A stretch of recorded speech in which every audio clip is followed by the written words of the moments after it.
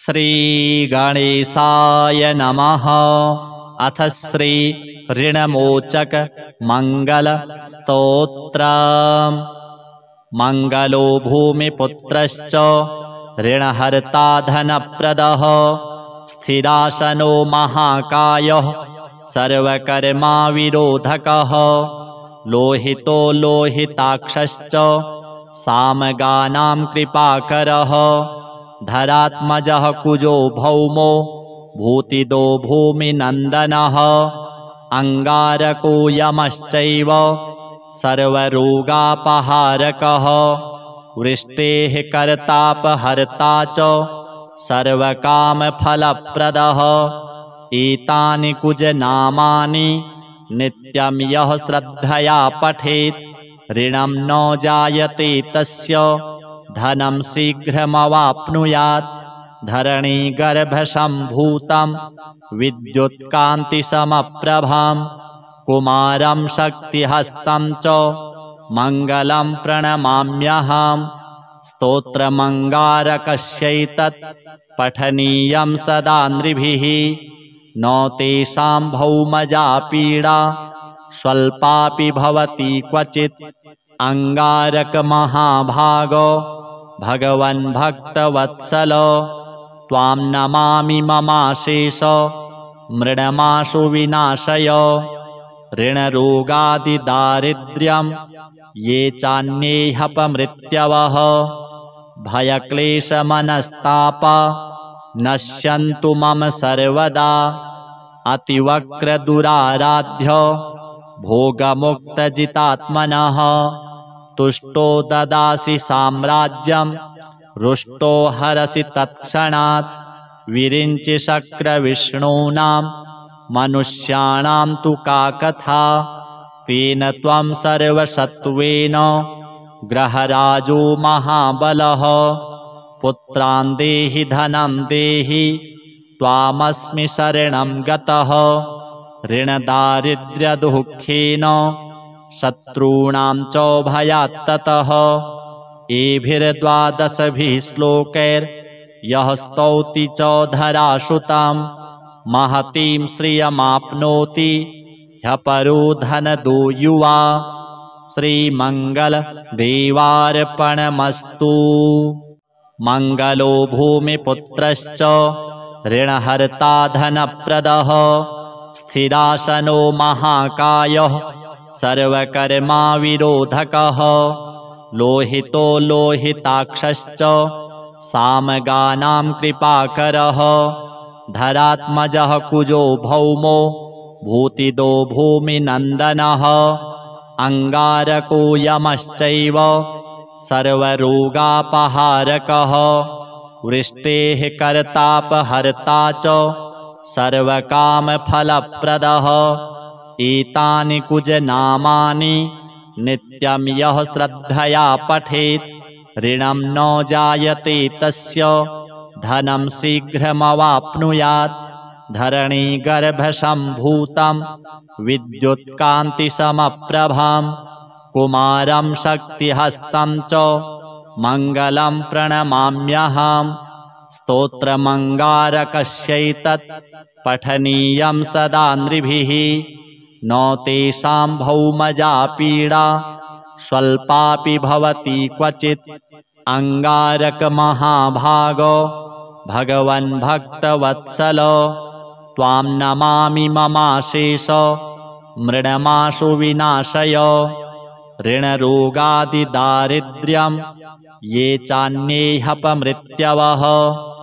भयक्लेशमनस्तापा नश्यन्तु मम सर्वदा अतिवक्रदुराराध्य भोगमुक्तजितात्मनः तुष्टो ददासि साम्राज्यं रुष्टो हरसि तत्क्षणात् विरिञ्चि शक्रविष्णूनां मनुष्याणां तु का कथा तेन त्वं सर्वसत्त्वेन ग्रहराजो महाबलः पुत्रान् देहि धनं देहि त्वामस्मि शरणं गतः ऋणदारिद्र्यदुःखेन शत्रूणां च भयात्ततः एभिर्द्वादशभिः श्लोकैर्यः स्तौति च धरासुतां महतीं श्रियमाप्नोति ह्यपरो धनदो युवा।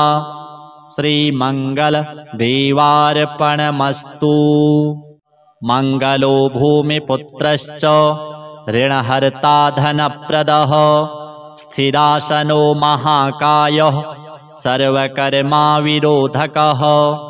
लोहितो लोहिताक्षश्च सामगानां कृपाकरः धरात्मजः कुजो भौमो भूतिदो भूमिनन्दनः अङ्गारको यमश्चैव सर्वरोगापहारकः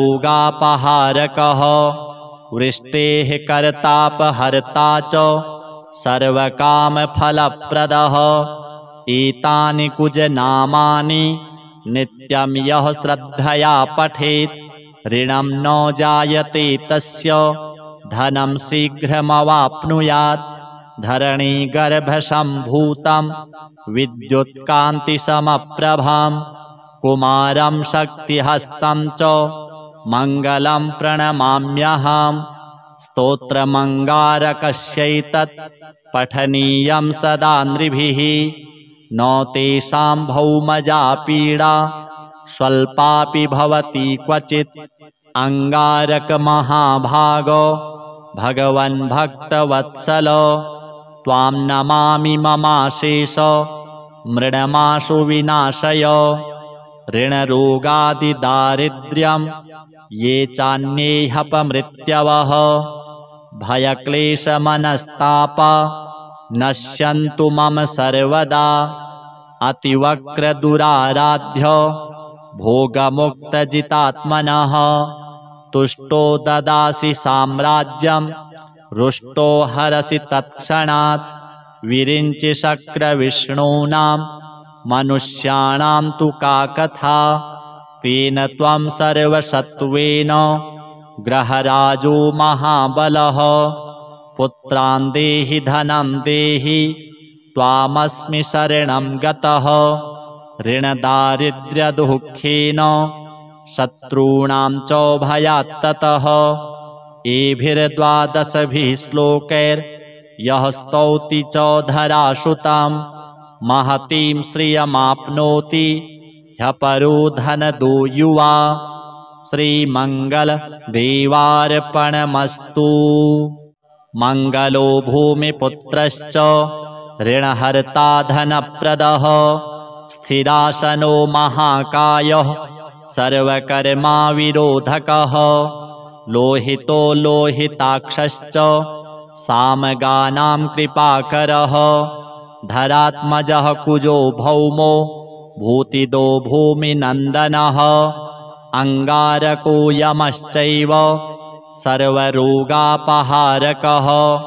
वृष्टेः कर्तापहर्ता च सर्वकामफलप्रदः एतानि कुजनामानि नित्यं यः श्रद्धया पठेत् ऋणं न जायते तस्य धनं शीघ्रमवाप्नुयात् धरणीगर्भसम्भूतं विद्युत्कान्तिसमप्रभां कुमारं शक्तिहस्तं च मङ्गलं प्रणमाम्यहं स्तोत्रमङ्गारकस्यैतत् पठनीयं सदा नृभिः न तेषां भौमजा पीडा स्वल्पापि भवति क्वचित् अङ्गारकमहाभागो भगवन् भक्तवत्सल त्वां नमामि ममाशेष मृडमाशु विनाशय ऋणरोगादिदारिद्र्यं ये चान्येऽपमृत्यवः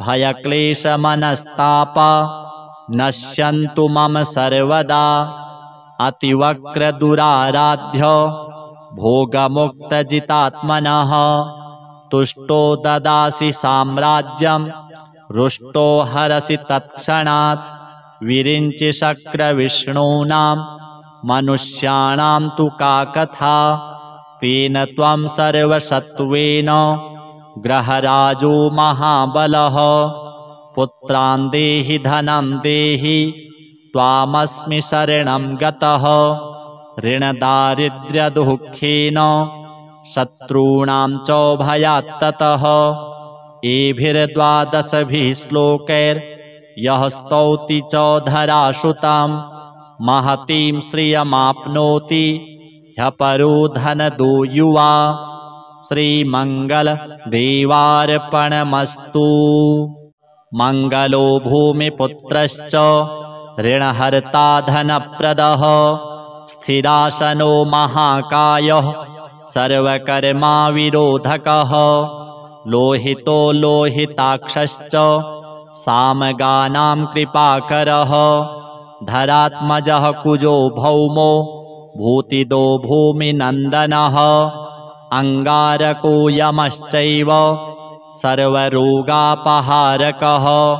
वृष्टेः कर्तापहर्ता च सर्वकामफलप्रदः एतानि कुजनामानि नित्यं यः श्रद्धया पठेत् ऋणं न जायते तस्य धनं शीघ्रमवाप्नुयात् धरणीगर्भसम्भूतं विद्युत्कान्तिसमप्रभां कुमारं शक्तिहस्तं च मङ्गलं प्रणमाम्यहम् स्तोत्रमङ्गारकस्यैतत् पठनीयं सदा नृभिः न तेषां भौमजा पीडा स्वल्पापि भवति क्वचित् अङ्गारकमहाभागो भगवन् भक्तवत्सल त्वां नमामि ममाशेष मृडमाशु विनाशय ऋणरोगादिदारिद्र्यं ये चान्येऽपमृत्यवः भयक्लेशमनस्तापा नश्यन्तु मम सर्वदा अतिवक्रदुराराध्य भोगमुक्तजितात्मनः तुष्टो ददासि साम्राज्यं रुष्टो हरसि तत्क्षणात् विरिञ्चि शक्रविष्णूनां मनुष्याणां तु का कथा तेन त्वं सर्वसत्त्वेन ग्रहराजो महाबलः पुत्रान् देहि धनं देहि त्वामस्मि शरणं गतः ऋणदारिद्र्यदुःखेन शत्रूणां च भयात् ततः एभिर्द्वादशभिः श्लोकैर्यः स्तौति च धरासुतां महतीं श्रियमाप्नोति ह्यपरो धनदो युवा श्रीमङ्गलदेवार्पणमस्तु। मङ्गलो भूमिपुत्रश्च ऋणहर्ता धनप्रदः स्थिरासनो महाकायः सर्वकर्माविरोधकः लोहितो लोहिताक्षश्च सामगानां कृपाकरः धरात्मजः कुजो भौमो भूतिदो भूमिनन्दनः अङ्गारको यमश्चैव सर्वरोगापहारकः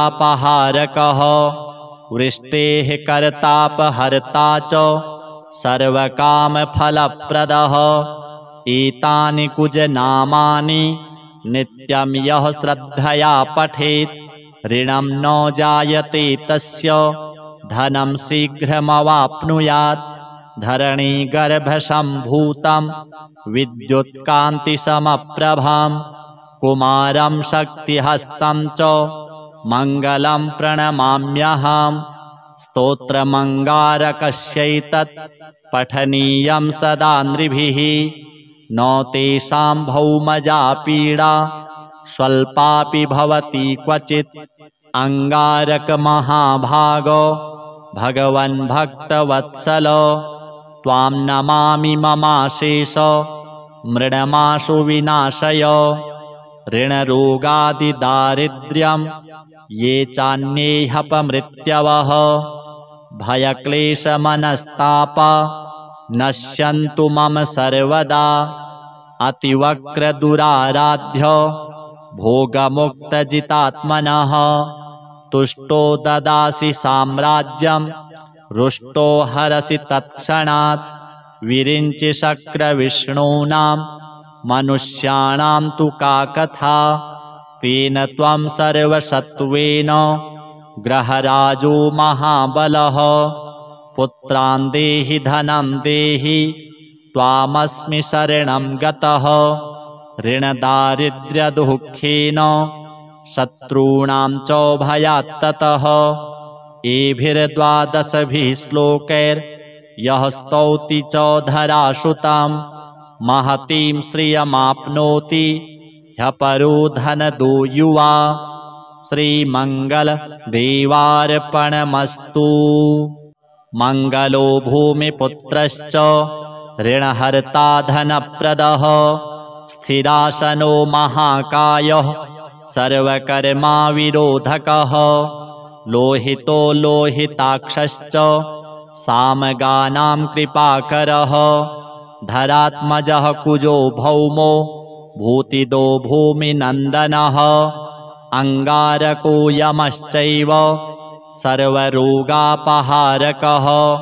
वृष्टेः कर्तापहर्ता च सर्वकामफलप्रदः एतानि कुजनामानि नित्यं यः श्रद्धया पठेत् ऋणं न जायते तस्य धनं शीघ्रमवाप्नुयात् धरणीगर्भसम्भूतं विद्युत्कान्तिसमप्रभां कुमारं शक्तिहस्तं च मङ्गलं प्रणमाम्यहम् स्तोत्रमङ्गारकस्यैतत् पठनीयं सदा नृभिः न तेषां भौमजा पीडा स्वल्पापि भवति क्वचित् अङ्गारकमहाभागो भगवन् भक्तवत्सल त्वां नमामि ममाशेष मृडमाशु विनाशय ऋणरोगादिदारिद्र्यं ये चान्येऽपमृत्यवः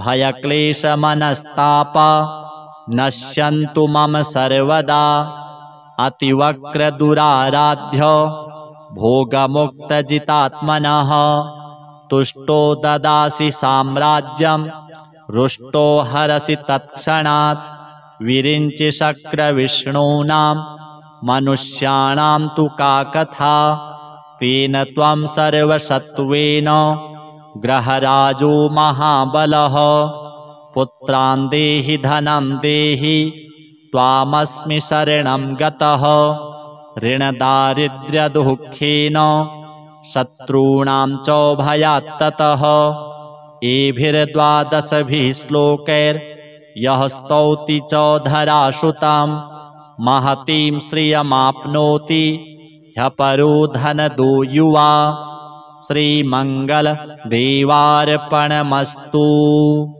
मङ्गलो भूमिपुत्रश्च ऋणहर्ता धनप्रदः स्थिरासनो महाकायः सर्वकर्मा विरोधकः लोहितो लोहिताक्षश्च सामगानां कृपाकरः धरात्मजः कुजो भौमो भूतिदो भूमिनन्दनः अङ्गारको यमश्चैव सर्वरोगापहारकः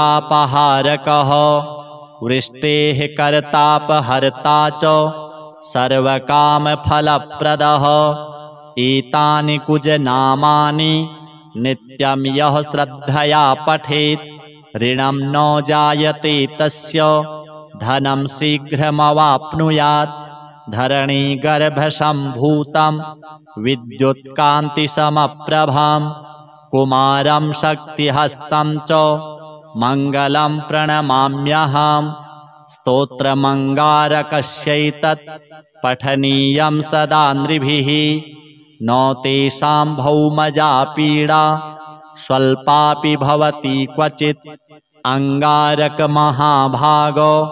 भगवन् भक्तवत्सल त्वां नमामि ममाशेष मृडमाशु विनाशय ऋणरोगादिदारिद्र्यं ये चान्येऽपमृत्यवः भयक्लेशमनस्तापा नश्यन्तु मम सर्वदा अतिवक्रदुराराध्य भोगमुक्तजितात्मनः तुष्टो ददासि साम्राज्यं रुष्टो हरसि तत्क्षणात् विरिञ्चि शक्रविष्णूनां मनुष्याणां तु का कथा तेन त्वं सर्वसत्त्वेन ग्रहराजो महाबलः पुत्रान् देहि धनं देहि त्वामस्मि शरणं गतः ऋणदारिद्र्यदुःखेन शत्रूणां च भयात्ततः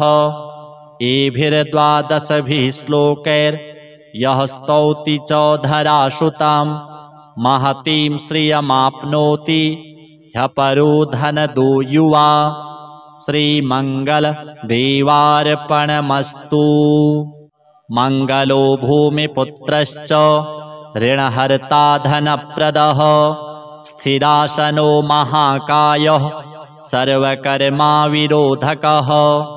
लोहितो लोहिताक्षश्च सामगानां कृपाकरः धरात्मजः कुजो भौमो भूतिदो भूमिनन्दनः अङ्गारको यमश्चैव सर्वरोगापहारकः वृष्टेः कर्तापहर्ता च सर्वकामफलप्रदः एतानि कुजनामानि नित्यं यः श्रद्धया पठेत् ऋणं न जायते तस्य धनं शीघ्रमवाप्नुयात् धरणीगर्भसम्भूतं विद्युत्कान्तिसमप्रभां कुमारं शक्तिहस्तं च मङ्गलं प्रणमाम्यहं स्तोत्रमङ्गारकस्यैतत् पठनीयं सदा नृभिः न तेषां भौमजा पीडा स्वल्पापि भवति क्वचित् अङ्गारकमहाभागो भगवन् भक्तवत्सल त्वां नमामि ममाशेष मृडमाशु विनाशय ऋणरोगादिदारिद्र्यं ये चान्येऽपमृत्यवः भयक्लेशमनस्तापा नश्यन्तु मम सर्वदा अतिवक्रदुराराध्य भोगमुक्तजितात्मनः तुष्टो ददासि साम्राज्यं रुष्टो हरसि तत्क्षणात् विरिञ्चि शक्रविष्णूनां मनुष्याणां तु का कथा तेन त्वं सर्वसत्त्वेन ग्रहराजो महाबलः पुत्रान् देहि धनं देहि त्वामस्मि शरणं गतः ऋणदारिद्र्यदुःखेन शत्रूणां च भयात्ततः एभिर्द्वादशभिः श्लोकैर्यः स्तौति च धरासुतां महतीं श्रियमाप्नोति ह्यपरो धनदो युवा श्रीमङ्गलदेवार्पणमस्तु। मङ्गलो भूमिपुत्रश्च ऋणहर्ता धनप्रदः स्थिरासनो महाकायः सर्वकर्माविरोधकः लोहितो लोहिताक्षश्च सामगानां कृपाकरः धरात्मजः कुजो भौमो भूतिदो भूमिनन्दनः अङ्गारको यमश्चैव सर्वरोगापहारकः वृष्टेः कर्तापहर्ता च सर्वकामफलप्रदः एतानि कुजनामानि नित्यं यः श्रद्धया पठेत् ऋणं न जायते तस्य धनं शीघ्रमवाप्नुयात् धरणीगर्भसम्भूतं विद्युत्कान्तिसमप्रभां कुमारं शक्तिहस्तं च मङ्गलं प्रणमाम्यहं स्तोत्रमङ्गारकस्यैतत् पठनीयं सदा नृभिः न तेषां भौमजा पीडा स्वल्पापि भवति क्वचित् अङ्गारकमहाभागो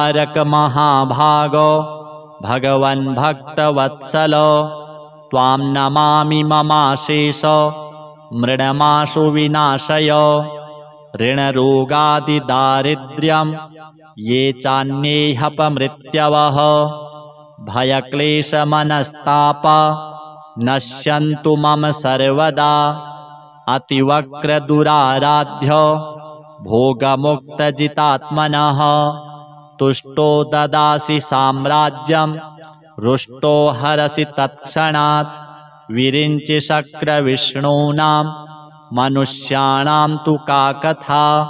तेन त्वं सर्वसत्त्वेन ग्रहराजो महाबलः। पुत्रान् देहि धनं देहि त्वामस्मि शरणं गतः। ऋणदारिद्र्यदुःखेन शत्रूणां च भयात्ततः। एभिर्द्वादशभिः श्लोकैर्यः स्तौति च धरासुतां महतीं श्रियमाप्नोति ह्यपरो धनदो युवा। श्रीमङ्गलदेवार्पणमस्तु। मङ्गलो भूमिपुत्रश्च ऋणहर्ता धनप्रदः। स्थिरासनो महाकायः सर्वकर्माविरोधकः। लोहितो लोहिताक्षश्च सामगानां कृपाकरः। धरात्मजः कुजो भौमो भूतिदो भूमिनन्दनः। अङ्गारको यमश्चैव सर्वरोगापहारकः। वृष्टेः कर्तापहर्ता च सर्वकामफलप्रदः।